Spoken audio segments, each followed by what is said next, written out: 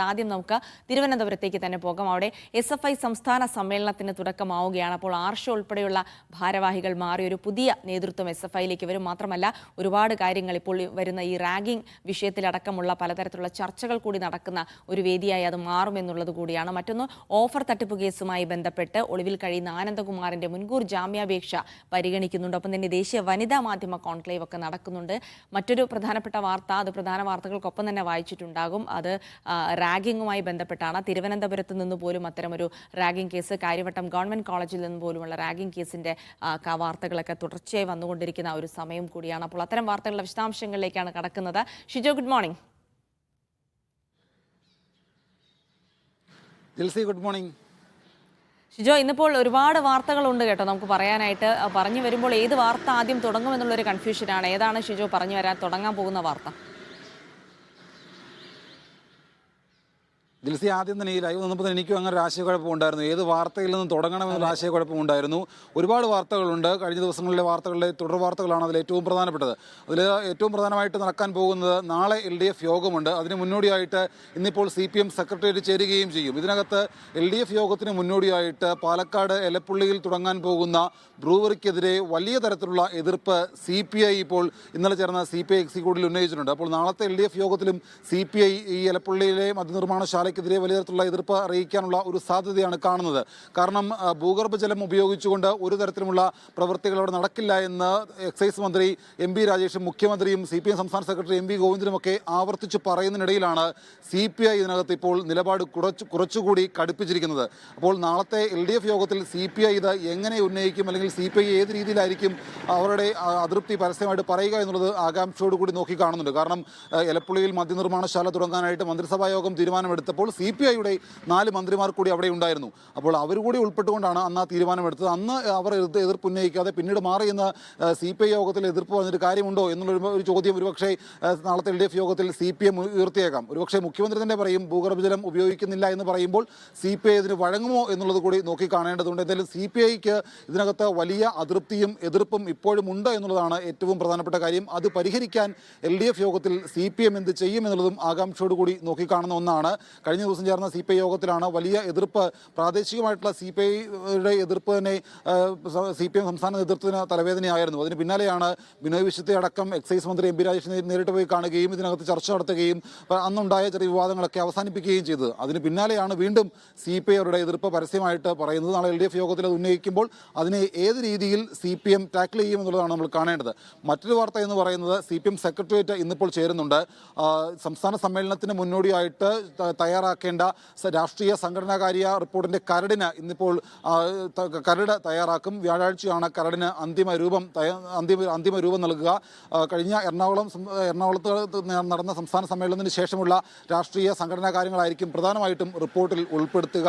അതടക്കമുള്ള കാര്യങ്ങൾ ഇന്നിപ്പോൾ തയ്യാറാക്കാൻ വേണ്ടിയിട്ടാണ് CPM സംസ്ഥാന സെക്രട്ടേറിയറ്റ് ഇന്നിപ്പോൾ തിരുവനന്തപുരത്ത് ചേരുക.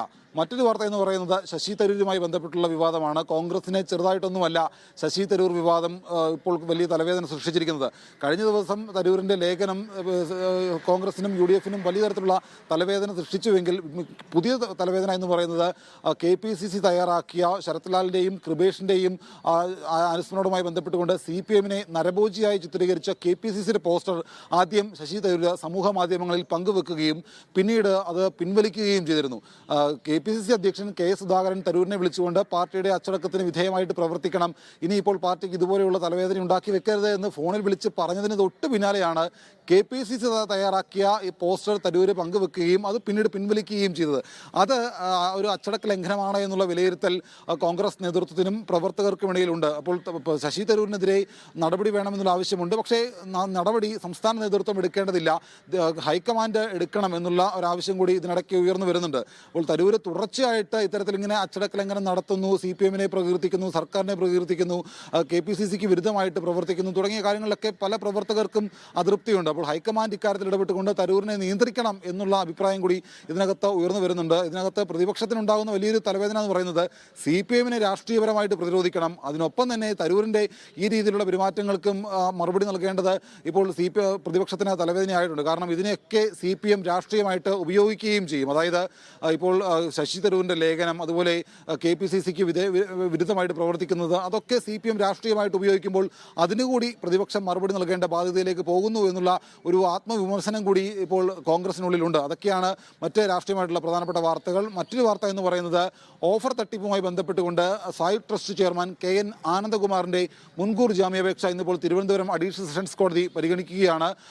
KN ആനന്ദകുമാർ തെറ്റൊന്നും ചെയ്തിട്ടില്ല എന്നുള്ള കാര്യം അദ്ദേഹം ഒരു 2 ആഴ്ച മുമ്പ് മീഡിയയുമായി സംസാരിച്ചപ്പോൾ പറഞ്ഞിരുന്നു. താൻ ഇതിൻ്റെ ഭാഗമൊന്നുമല്ല, എനിക്കൊന്നും അറിയുകയില്ലായിരുന്നു എന്ന് പറഞ്ഞ ആളാണ്. പക്ഷേ അദ്ദേഹം ഇപ്പോൾ ഒളിവിലാണ്. മുൻകൂർ ജാമ്യാപേക്ഷ ഇന്ന് കോടതി പരിഗണിക്കുകയാണ്. ജാമ്യം കിട്ടുമോ ഇല്ലയോ എന്നുള്ളതാണ് ആകാംക്ഷ. മറ്റൊരു വാർത്ത എന്ന് പറയുന്നത് SFIയുടെ സംസ്ഥാന സമ്മേളനത്തിന് ഇന്നിപ്പോൾ തുടക്കമാവുകയാണ്.